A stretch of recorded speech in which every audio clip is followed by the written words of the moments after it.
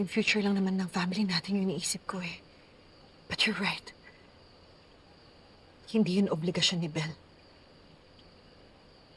At hindi mo rin yun obligasyon.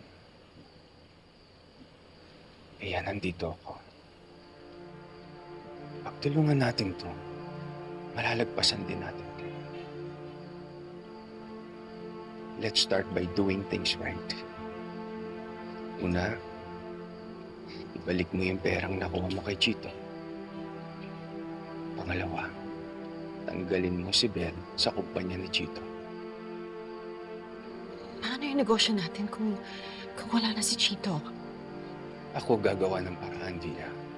May kakusapin ako investor.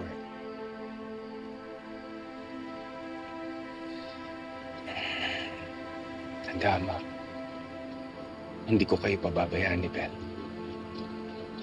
Hindi ko pabayaan itong pamilyang to.